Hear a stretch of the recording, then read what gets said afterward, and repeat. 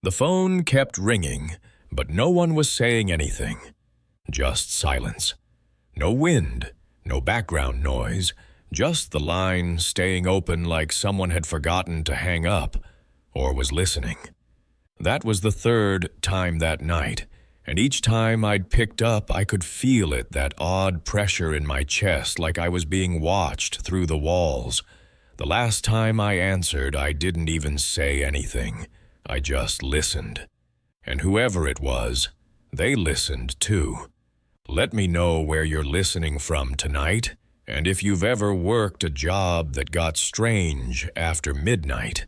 And if these stories help keep the quiet away, consider subscribing so you don't miss the next one. My name's Dana Ellis. I was 37 at the time, working as the evening front desk clerk at a seasonal lodge in western Colorado, the kind of place that mostly booked skiers and hikers depending on the time of year. It wasn't a fancy resort, more like an old A-frame tucked into the trees just past Highway 50, with wood panel walls humming, baseboard heaters and a front desk bell that hadn't worked in years. This happened in February 2006, during a storm that cut us off for 2 nights. I'd been working there for almost 5 years by then, but I remember that weekend like it was stamped into the walls.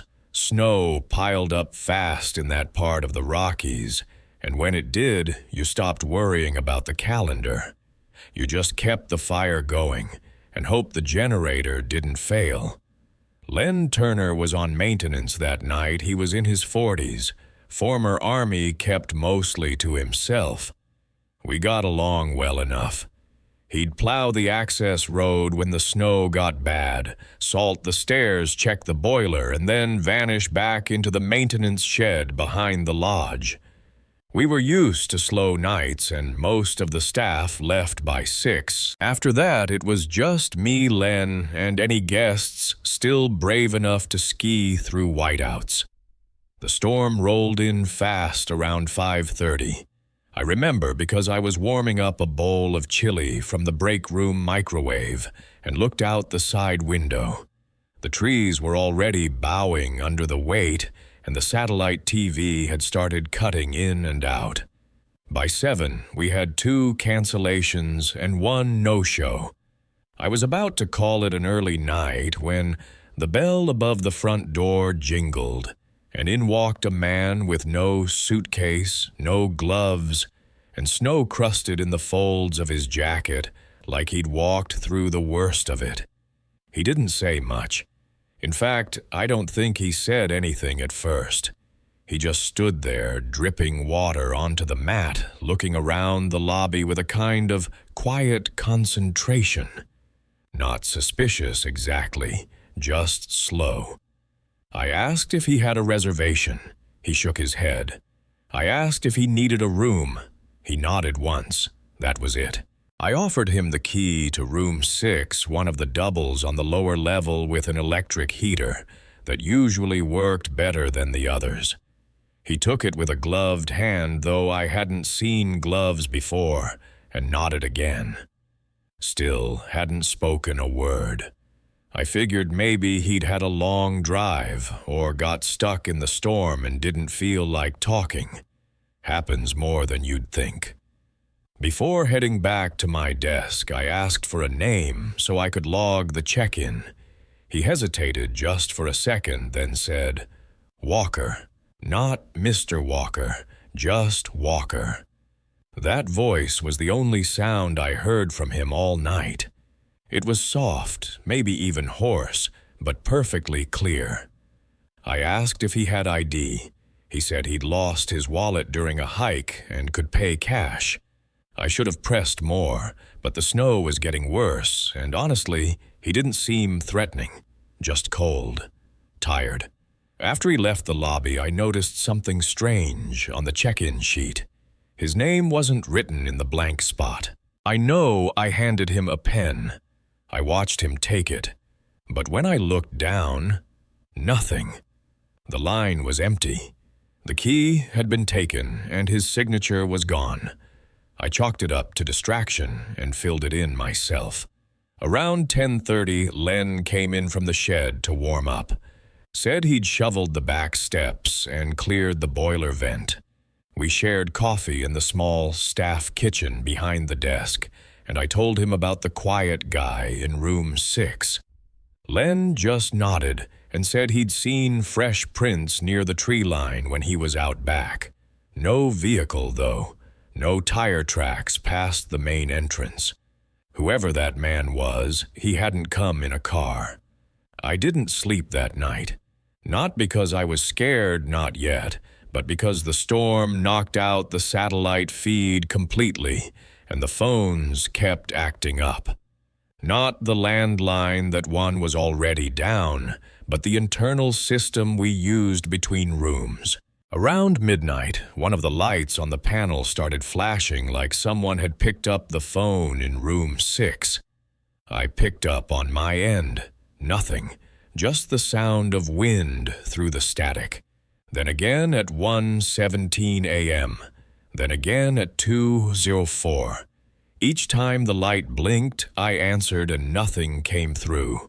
At 3:09, I picked up and didn't say a word. This time I could hear breathing. Faint, steady, almost like someone had the phone resting on their chest. I spoke twice. Nothing. Then, just before the line cut out, I heard what sounded like humming. A short melody. 3 or 4 notes, then silence. The kind of tune someone might hum without thinking maybe something from a lullaby. I don't know why, but that's when the unease started to shift into something heavier. I walked the lower hallway around 3:30, just to make sure everything was locked and no pipes had frozen. Room 6 was quiet. The light under the door was on but dim. I knocked lightly, more out of habit than concern, and heard nothing. No movement, no response. The door was locked from the inside. By morning, the snow had stopped and the sky had gone that blank, pale gray that only happens after a long blizzard. We were still cut off from town, but the power held and the lodge was intact. Around 7:15, I brewed a fresh pot of coffee and started prepping breakfast trays for the 2 rooms still occupied.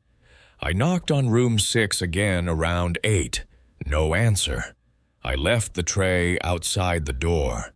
By noon, the tray was untouched. No sound from the room. I tried the phone line again. Still dead. Len was back on shift by then, and when I told him the guy hadn't made a sound since check-in, he offered to do a welfare check. We grabbed the master key from the office. I knocked one last time. Nothing.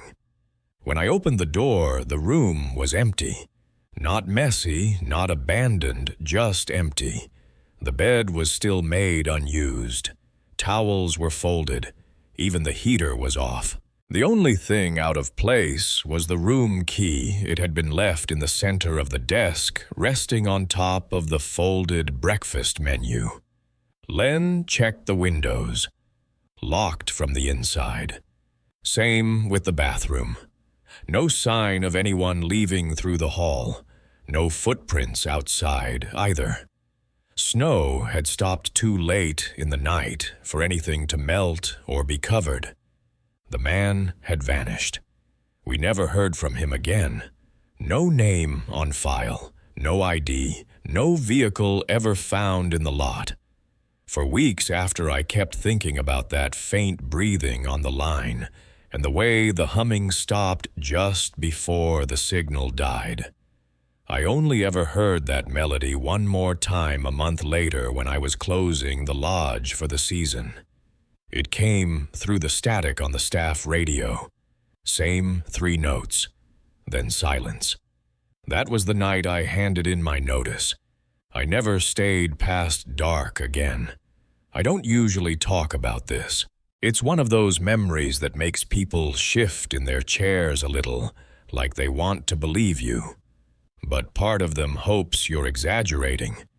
I used to wish I was, but I remember the van, every detail.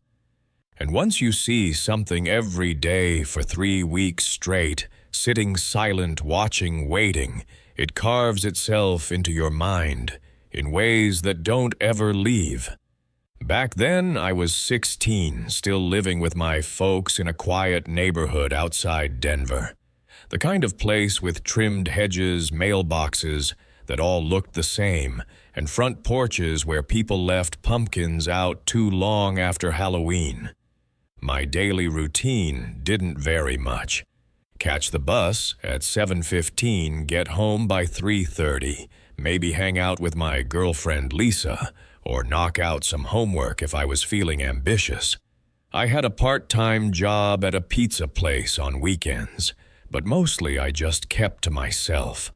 Nothing ever happened in our neighborhood, and I think that's why the van stood out as much as it did. The first time I noticed it was a Tuesday afternoon in September. I remember because it was the day of our first varsity soccer scrimmage, and I was walking home with my gear bag slung over one shoulder, sweaty and starving. The white cargo van was parked directly across from our driveway, plain, beat up, and unmarked. It looked like something a handyman might drive, but there weren't any tools visible. No ladders on the roof, no decals on the side. Just white paint rust along the wheel wells and a dent on the passenger side door. I didn't think much of it that first day. Figured maybe it belonged to someone visiting the Millers, the family across the street. But then it showed up again the next afternoon. Same time, same spot. Still, no one getting in or out. By the end of the week, I started noticing a pattern. The van was always there by the time I got home.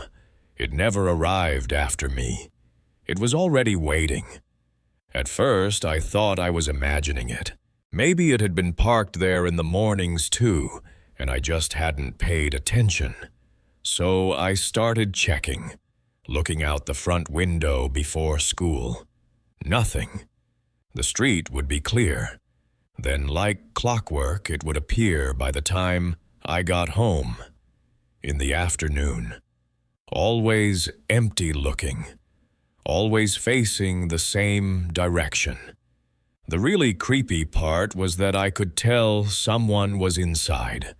The windows were tinted dark, but now and then I'd catch a flicker of movement just enough to make out the vague silhouette of someone in the driver's seat. They never got out, not once, not even to stretch or take a phone call. They just sat there. It got worse the following week. The van started showing up on weekends too, Saturday around noon and Sunday after lunch.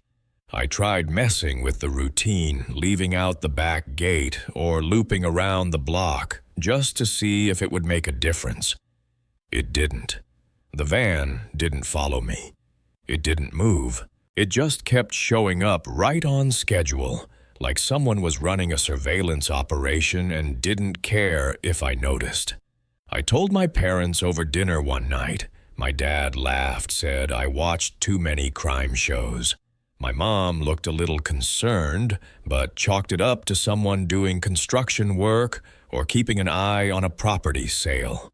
I tried explaining how it matched my schedule perfectly, how no one ever got out, how the van was still there, even when I got home, at weird times after practice or early dismissals.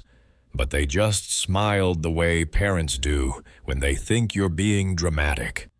That Friday night, my parents left town to visit my aunt in Boulder. She was recovering from surgery, and they were staying with her through the weekend. I was 16 and had stayed home alone plenty of times, so it wasn't a big deal. I had plans to order Chinese, maybe binge a few movies, and enjoy having the house to myself. That afternoon, the van was there again when I got home. I watched it from the upstairs window for a while, half expecting it to drive off now that the street was mostly empty. But it didn't. It just sat there until after sunset, then disappeared like it always did. I ordered dinner settled in at the kitchen table with my laptop and tried to forget about it. Around 9:30, I heard a soft clicking sound coming from the back of the house. It was faint, like metal on metal. I froze for a second listening. It came again. Not loud, not fast. Just steady, deliberate clicks like someone testing a door lock. I walked slowly toward the back hallway and stopped near the sliding glass door that opened onto our patio. That's where the sound was coming from. I couldn't see anyone through the glass, but I could hear the door handle being gently turned. Not forced, not rattled, just tested patiently. We had a security bar wedged in the door track, one of those metal rods to stop it from sliding open, even if the lock was picked. I'd double-checked it earlier, but now I could hear someone trying to lift it from the inside. That's when it hit me. The sound wasn't coming from someone trying to get in. It was someone already inside, trying to open the door quietly. I backed away from the glass heart, pounding every sound in the house suddenly amplified. I could hear footsteps now, slow, measured, moving across the kitchen tiles where I'd been sitting minutes before. I pressed myself against the wall, trying not to breathe too loud. Then the front door opened. Not a knock, not the bell, just the sound of the deadbolt turning and the door swinging open. I heard voices, two men whispering to each other. I couldn't make out the words, but the tone was hurried and low. I pulled my phone from my pocket and dialed 911. Whispered my address, told the dispatcher there were people inside my house. I stayed on the line, crouched low, barely moving. The voices got louder. One of them said, "Check upstairs. He's got to be around here somewhere." That's when I made a run for it. I bolted up the stairs, locked myself in my parents' bedroom, and watched the street from their window. I could see movement down by the back fence. One of the men was out there pacing like he was deciding whether to flee or keep looking. I stayed on the line with the dispatcher, who told me officers were nearby. I didn't have to wait long. 2 minutes later, red and blue lights flooded the street. I heard shouts downstairs, boots on hardwood commands being barked. By the time I came down, they had 2 men in cuffs. One was in his 40s, greasy hair, stained jacket. The other looked younger, maybe mid-20s, with tattoos up both arms. Neither of them looked surprised to be caught, and neither of them said a word. Sergeant Williams, one of the officers, pulled me aside and told me what they'd found. The men had broken in through the old storm cellar entrance, a rusted-out hatch on the side of the house we'd forgotten even existed. They'd been coming and going for weeks, hiding in our basement during the day, watching us from inside. The van had just been for show, a decoy. They found sleeping bags down there, food wrappers, empty water bottles, and photos. Photos of me, my family, even Lisa. Pictures taken through the windows, notes about our schedule. When we left, when we came home, when the lights usually went out. Sergeant Williams said if I hadn't called when I did, they probably would have waited until I was asleep. I still don't know what they were planning, but I never spent another night in that house. We moved within a month, new locks, new town.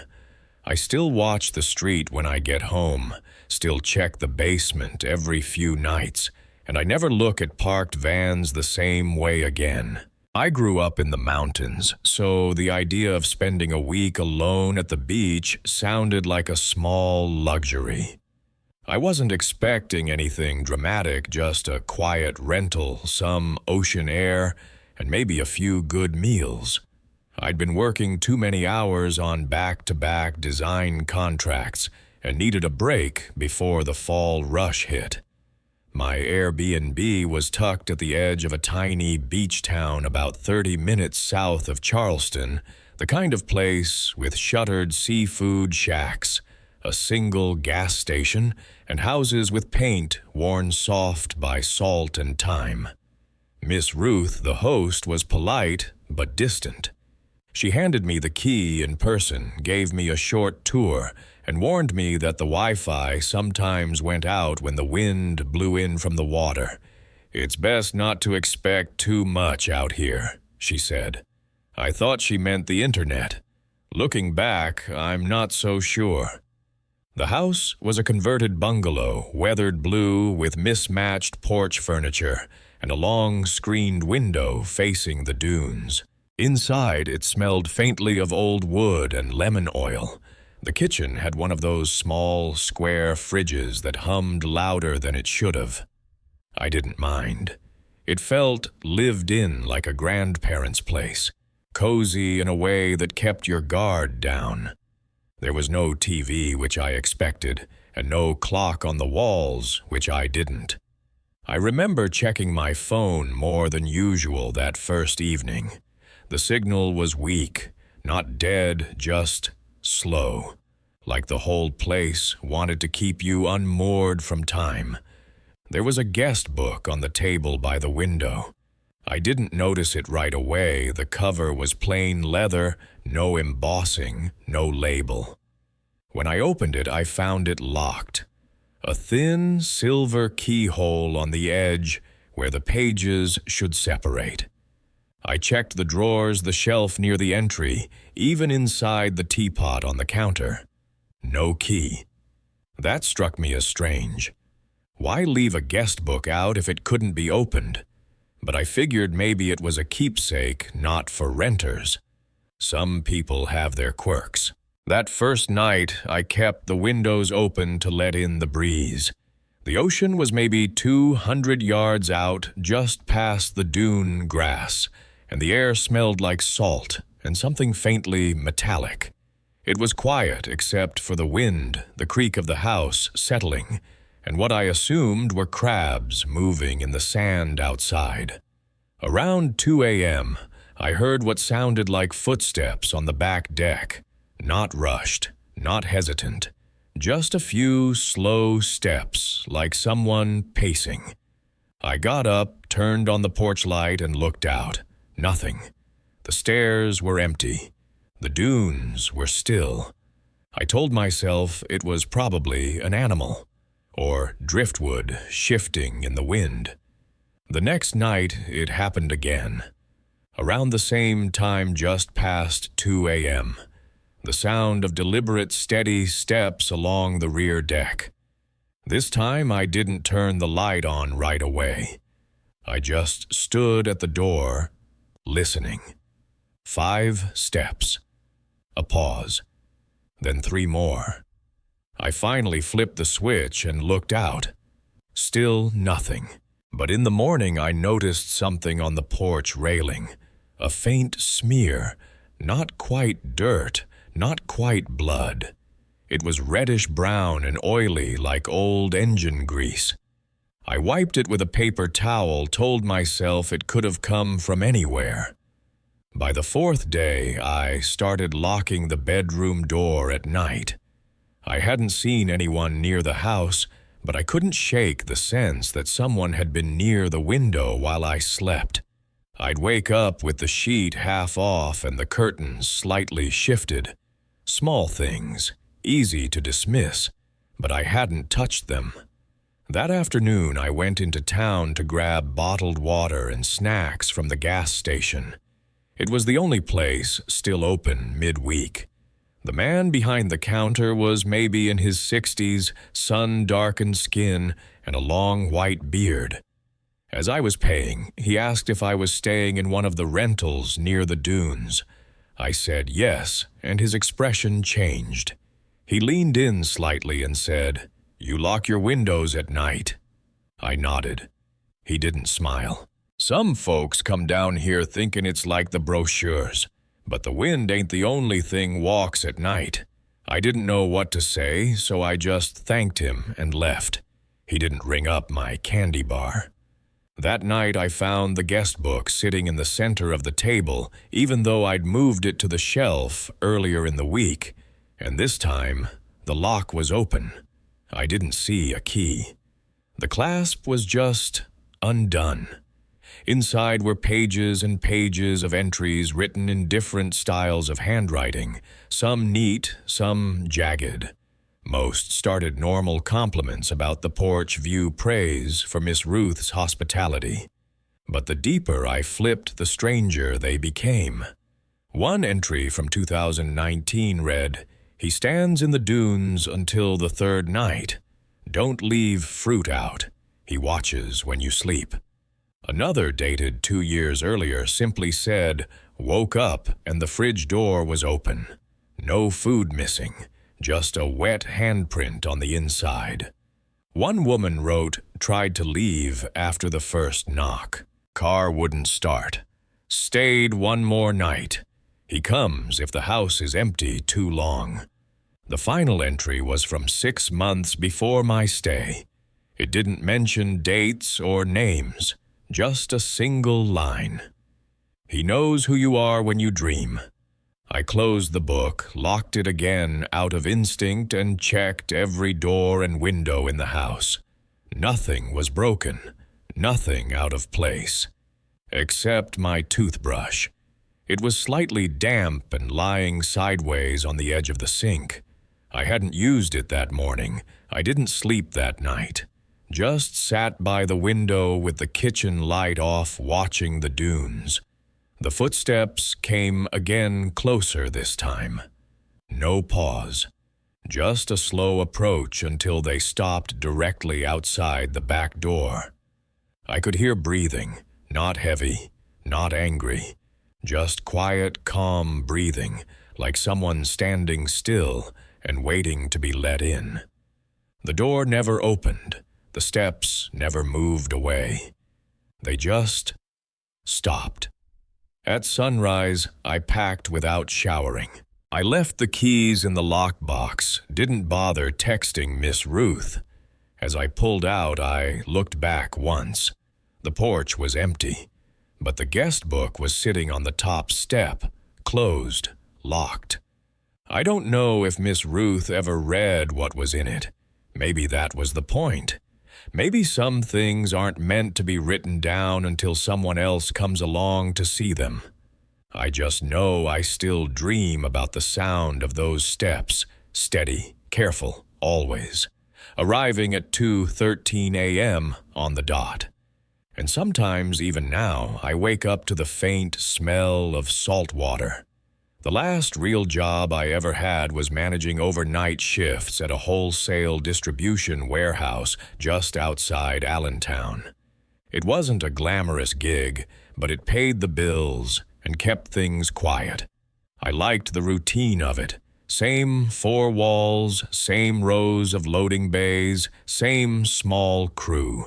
The warehouse sat a few miles off the main road, surrounded by acres of dead parking lot, with only a Waffle House and a truck repair shop within walking distance. Most nights passed without incident, just the hum of forklifts' paperwork and black coffee that tasted like cardboard.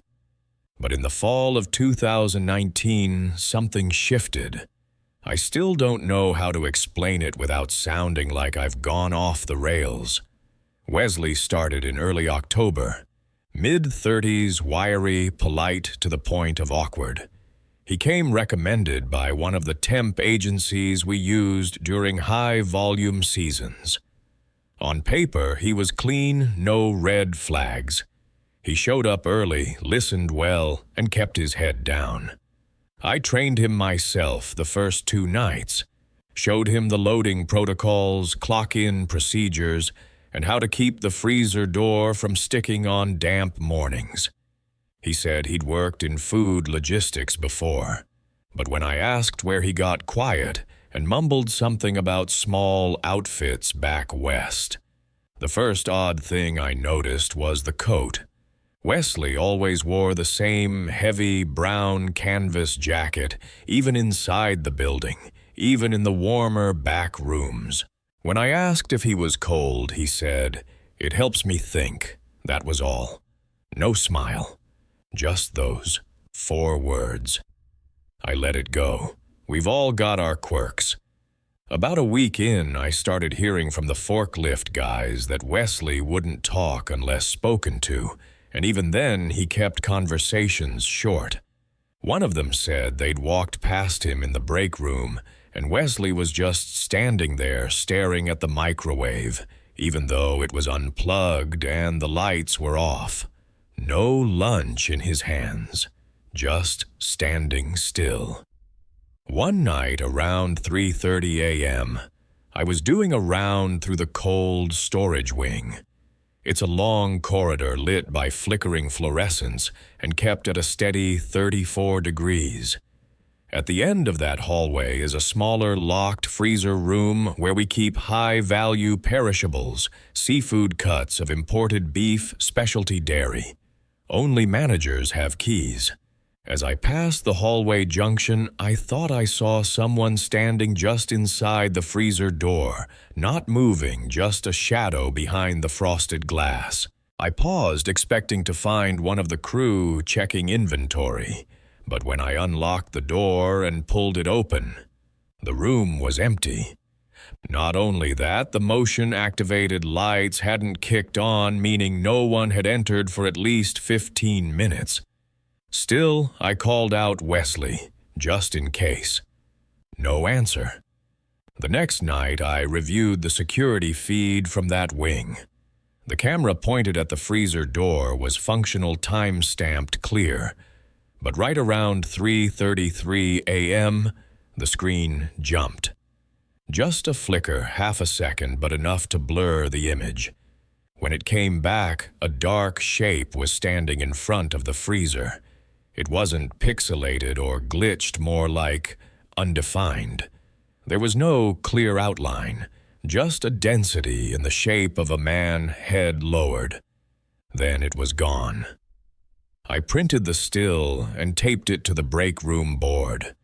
I told the crew it was probably a lighting error, but to be cautious around the cold wing for the next few nights.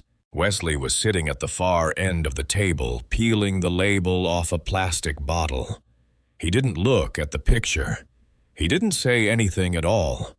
That weekend, the temperature in the locked freezer room began fluctuating. Nothing dramatic, a few degrees above or below target, but enough to trip the alarm system. The first time it happened, I reset the breaker and logged it as a mechanical hiccup. The second time, I noticed the control panel had been manually overridden.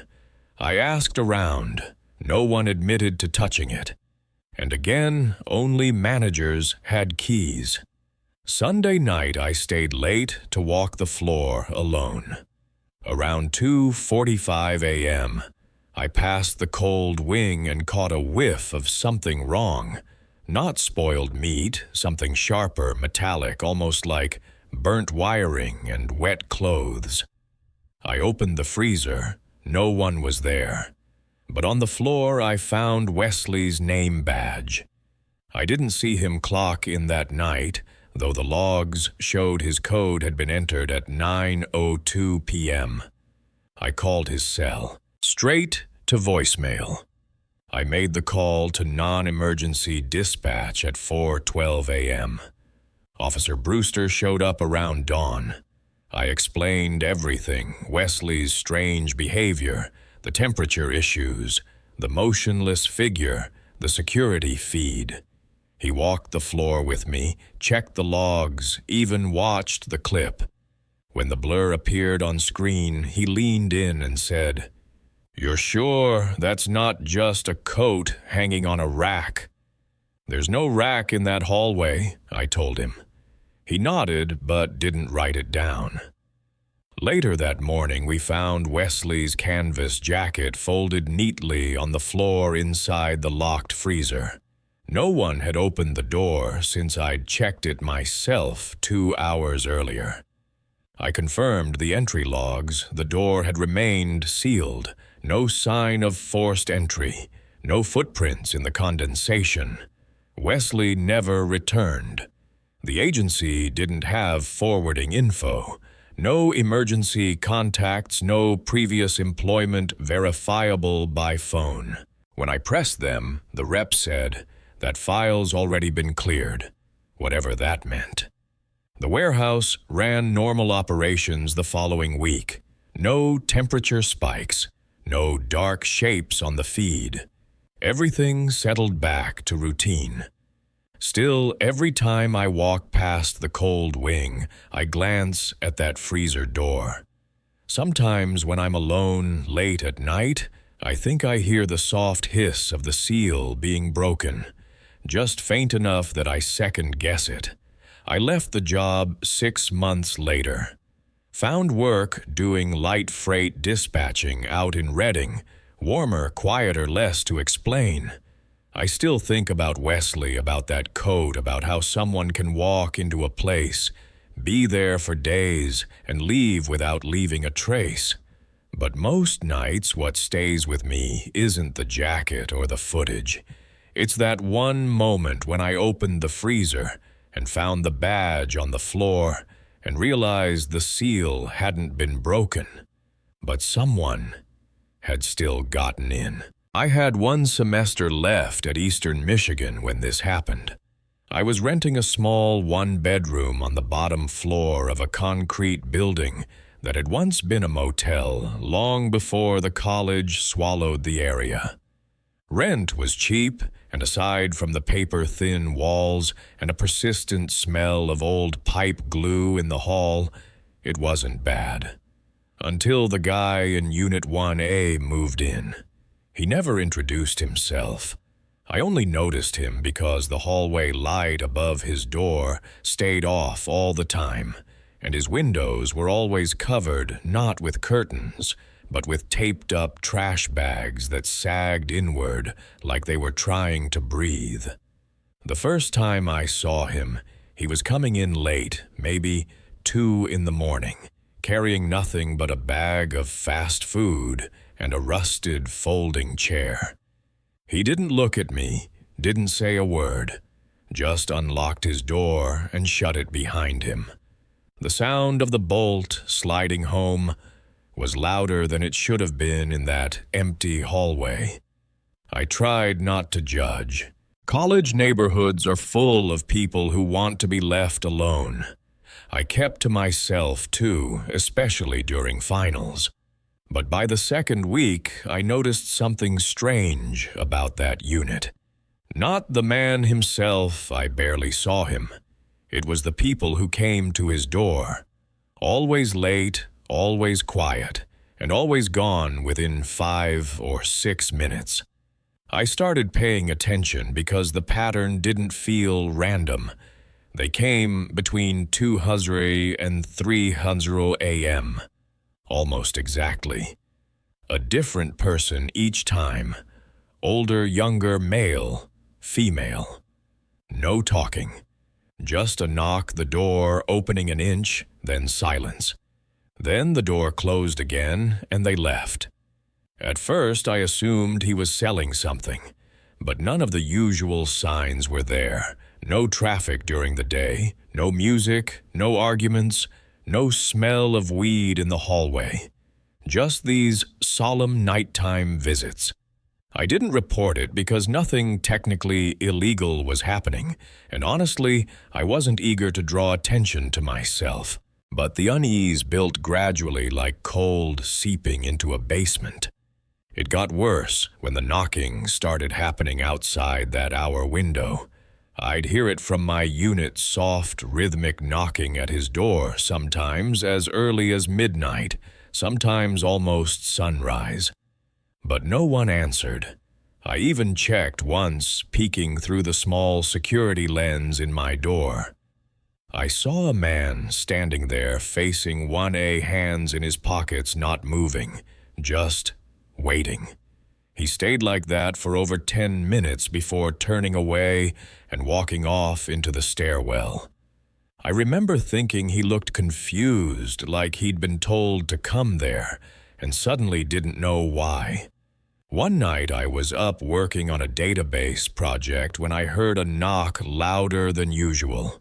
3 quick taps, then nothing. I waited. Another set, sharp, deliberate. I muted my laptop and leaned close to my door, but it wasn't 1A this time. The sound had come from mine. I didn't move. My lights were off, and the only glow came from my monitor casting this pale reflection in the window over my sink. Whoever was out there knocked again, softer now, almost like they didn't want to wake someone else. I didn't open the door. I just stood there in my socks, heart thudding, while the knocking stopped and the footsteps drifted down the hall. The next morning I found a crumpled paper triangle wedged in the crack under my door. I don't know how I missed it the night before. It had no writing on it, just 3 corners torn unevenly and a tiny burn mark near the fold. I threw it out, but for the rest of the week I kept checking my peephole before leaving the apartment. About 2 weeks later, police came through the building. I didn't think anything of it until I saw them key into Unit 1A with gloves on and flashlights drawn. They were there for hours. I stood near the mailbox pretending to sort envelopes until one of them noticed me and asked if I knew the tenant. I said no, but I mentioned the visitors, the knocking, the strange hours. The officer, a heavy-set man with salt and pepper stubble, just nodded like he'd already heard it from someone else. I asked if the guy had been arrested. He didn't answer directly, just said, "He hasn't been seen in over 3 weeks. Son, nobody's really sure when he left." They found the unit completely empty. Not just tidied up, cleared out. No furniture, no trash, not even dust on the shelves. The fridge was unplugged. The blinds were still taped with the same bags, and the single overhead light was unscrewed just enough to keep the room in permanent dimness. But the thing they kept circling back to, the thing the detective asked me about 3 separate times, was the lock. There was no damage. The bolt was engaged when they arrived. But the inside latch, the one you'd need to flip manually, had been jammed outward into the locked position. No sign of tools. No evidence it had been forced. They couldn't explain how the unit had been secured from the inside. A few days later, I saw one of the officers again. Officer Lyman, standing alone near the dumpster behind the building. He looked tired, like he hadn't slept. He saw me coming out with a bag of trash and gave me this quiet nod. I asked if they found anything useful in the unit. He shook his head, then said something that stuck with me. "You ever heard someone knock when they're not sure they're allowed to come in?" I didn't know what to say. He looked like he regretted saying it the moment it left his mouth. I went back upstairs and tried not to think about it. But over the next month, I started waking up between 2 and 3. In the morning, without an alarm, without noise. Just awake. Every night like clockwork. I moved out that spring, graduated, and never went back. But there are times, especially in unfamiliar hotels or short-term rentals, when I'll wake up in the middle of the night and listen. Not for voices, not for footsteps, just for that soft, uncertain knock. Not demanding, not angry, just waiting to be let in. I don't usually talk about this. It's not the kind of thing you bring up casually, especially when people have kids of their own. But every once in a while I'll see a white van parked on a quiet street, and I'll feel that old sick drop in my stomach like I'm back in our driveway that night listening to something that didn't make sense. It happened in the summer before junior year. We lived in a quiet cul-de-sac in the Denver suburbs, one of those neighborhoods where every lawn looked exactly the same and nothing ever really happened. My room faced the street, which meant I was the one who usually noticed when someone's headlights swept across the yard late at night. That week, I'd started staying up later than usual, working on a dumb summer video project for school editing, in the dark with headphones on. I was always the last one awake in our house, and I liked it that way. One night around 2 in the morning, I heard what I thought was our trash bin being wheeled out to the curb. That struck me as strange because it wasn't trash night and everyone on our street did that sort of thing before bed, not after midnight. I paused the video I was editing and slid one side of my headphones off. At first, I didn't hear anything except the faint hum of the refrigerator downstairs. Then I heard it again, a slow plastic rattle like the lid of the bin being lifted, then dropped. I got up and peeked out through the blinds. At first, I didn't see anything unusual. The cul-de-sac was still. The street lamp at the corner gave off a dull amber glow, and the wind was quiet. But then I spotted a white panel van parked further down, half hidden between 2 parked cars. No logos, no windows on the sides. Just sitting there dark and still, like it had always been there. The trash bin was back in place by the curb. I didn't hear anything after that. No footsteps, no engine, no door closing. Just that one van, still and silent. The next morning, I asked my dad if he'd taken the trash out for some reason. He shook his head and said no. Same with my mom. I let it go, figured maybe I'd imagined the whole thing. But 2 nights later, I saw the van again this time, parked in front of our neighbor's place across the street. It was just sitting there with the engine off, headlights dark. I stared at it for maybe 5 minutes straight and never saw anyone get out or in. I started looking for it after that. Every night I stayed up editing, I'd check the window at least once an hour. And more often than not, it was there. Sometimes across the street, sometimes halfway up the block. Always parked like it belonged there, like it was waiting for something. Once, it was directly in front of our house, maybe 20 feet from my bedroom window. That was the first time I noticed the dome security mirror hanging from the inside corner of the windshield facing inward, not out. I told my dad about it, but he brushed it off, said it was probably someone's delivery van or a contractor working odd hours. Still, he agreed to call the non-emergency line and report it just in case.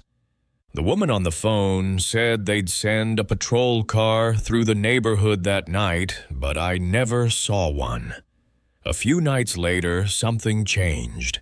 I woke up to the sound of gravel crunching outside, followed by 3 soft knocks, not at our door, but somewhere close, too close. I got up and looked out the window again. The van was in our driveway. That wasn't just unusual, it was impossible. My dad parked his truck there every night. I looked again, and sure enough, his truck was gone. The van was sitting right where it would have been.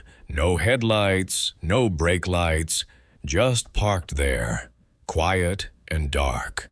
I remember thinking maybe Dad left early for work, but it was 2:47 a.m. Then I saw the back doors of the van open. Just one side and only a few inches, but enough. Enough for me to see that someone was inside. Not moving, not getting out, just sitting. watching, maybe. The light inside never came on. I backed away from the window and stood in the hallway for a long time, listening. I didn't wake my parents. I don't know why. I just stood there, barefoot in the carpet, waiting for a sound I couldn't name. By morning, the van was gone, and my dad's truck was back, like nothing had happened. When I asked him where he went, he looked confused and said he hadn't gone anywhere, that the truck had been parked out front all night. I followed him outside and pointed to the driveway, but he just stared at me like I was making something up. That was the first time I started questioning myself, like maybe I'd dreamed it. But I knew I hadn't. The gravel had shifted. There were tracks where his truck tires hadn't been. Even the trash bin was tilted ever so slightly, like it had been moved and put back wrong. A week passed, then 2, no more van. I started sleeping better, going to bed earlier, trying to forget about it. But one morning our neighbor across the street rang the bell. She looked pale and upset, and when my dad asked what was wrong, she said someone had broken into their backyard shed overnight.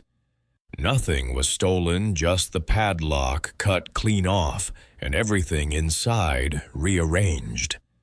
Lawn chairs stacked oddly. A small mirror leaned against the back wall that hadn't been there before. Later that day, I walked past the shed while coming home from a friend's house.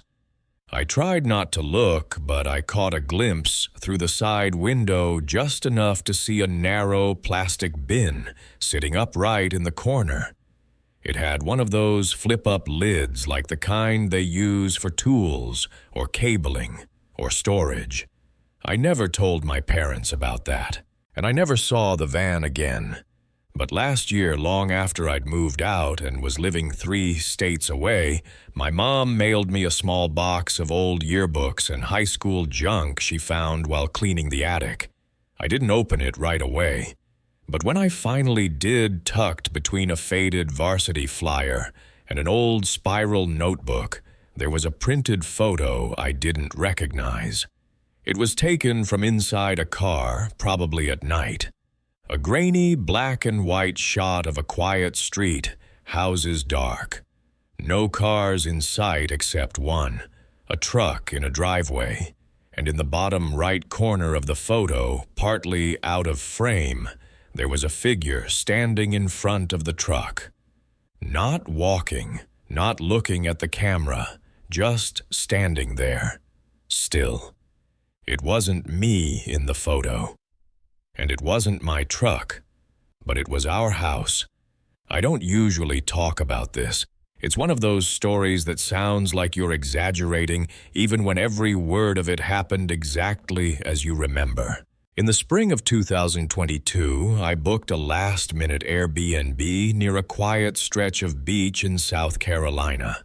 I'd been juggling back-to-back freelance deadlines and needed a weekend with no emails, no traffic, and no meetings. The place I found was a single-story home tucked into a live oak grove about a mile from the water, with faded clapboard siding and green shutters that didn't quite close all the way. It was run by an older woman named Miss Ruth, who lived in the back unit, though I never saw her in person, just a series of friendly, meticulous texts before I arrived. The house itself was small but charming, in a worn, coastal kind of way. There was no TV and no Wi-Fi, but that was fine by me. The windows had sheer curtains that moved when the breeze came through, and there were seashells pressed into the wooden porch railing, like someone had collected them with care.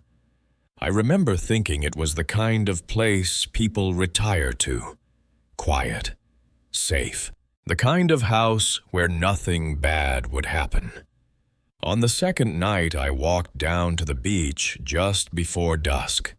The tide was low, and the wind off the ocean was warm and heavy with salt.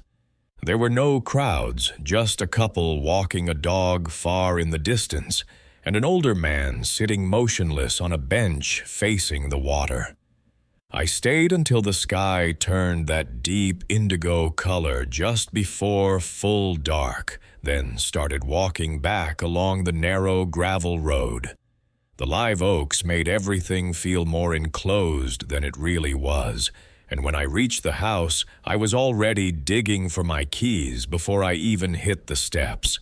That's when I noticed something small but off. The porch light wasn't on. I had left it on. I remember flipping the switch right before leaving, not just for visibility, but because Miss Ruth's welcome card had said to keep the light on to avoid stepping on palmetto bugs. I stood still a moment, then tried the front door, which I had locked. It was still locked. When I went inside, everything looked exactly as I'd left it. The throw blanket on the couch, the leftover salad in the fridge, the ceiling fan humming overhead. Still, I checked the back window, then the bathroom, then the closet. I didn't really believe someone had been inside, but there was a strange sort of tension in the air, like the pressure had shifted, and I just couldn't feel it right. I chalked it up to nerves and took a long shower. The hot water helped a little, though I still left the bathroom door cracked open while I brushed my teeth just in case.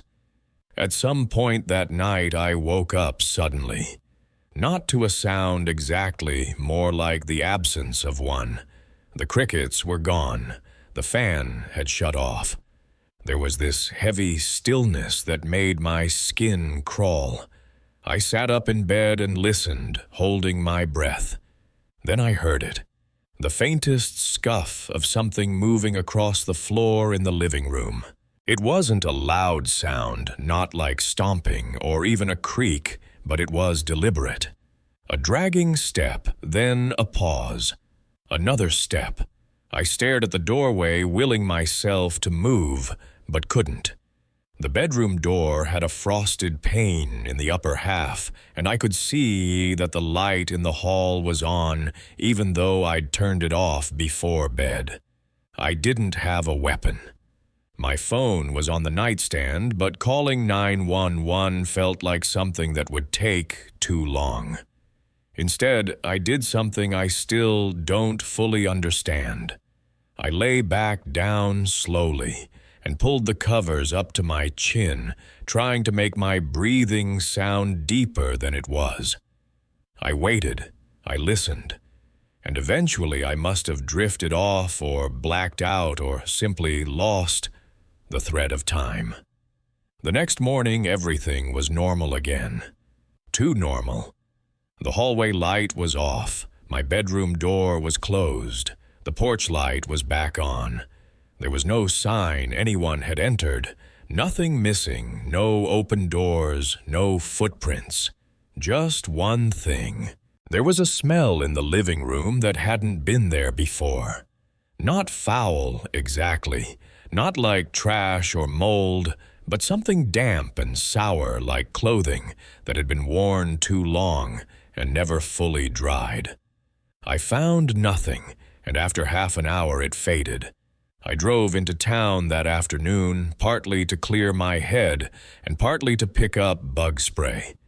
At the gas station, the clerk was a guy about my age who seemed genuinely local. We chatted for a few minutes while I paid, and I half joked about how quiet the place was. When I mentioned the house I'd rented, he looked up sharply and asked, "Which one?" I gave the address. He nodded once, then said, "You lock the windows at night." I told him I did. He paused a moment, then said, "You keep locking 'em. Folks around here don't always use the front door." I left the next morning earlier than planned. Miss Ruth texted to thank me and asked if I could leave the key on the hook by the porch. I did. I didn't respond, though I kept her number saved in case something came up later, maybe a charge or a review request. A month went by, then two. Nothing. One afternoon in July, I happened to glance through my photos from that trip looking for a good one to post. Most were beach shots, shells, clouds, my sandals in the sand. But one stood out. It wasn't a photo I remembered taking. It was from inside the house. Low angle, dim lighting. The camera had clearly been tilted upward just enough to catch me through the crack of the bedroom door, half turned in sleep with the edge of the hallway light behind me. I checked the timestamp. It was taken at 2:41 a.m., the night the crickets stopped, the night I thought I'd heard someone walking. I deleted it immediately, then checked the rest of my phone. There were no others, just that one. But sometimes, even now, when I wake up in a dark room and listen for the crickets outside, I think about that photo.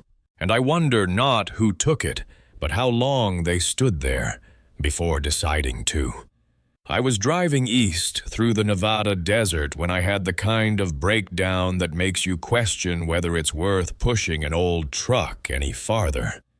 The sky had that flat, bruised color that comes before rain in the desert, though no rain ever came. Just wind that whistled across the empty highway. I pulled over near a rusted mile marker, knowing there wouldn't be another gas station for almost 50 miles. The road was empty in both directions, just me and the sound of cooling metal as the truck settled into silence. It wasn't unusual for me to be out there. I'd worked as a mechanic for decades, and sometimes people hired me to look over used trucks before long hauls.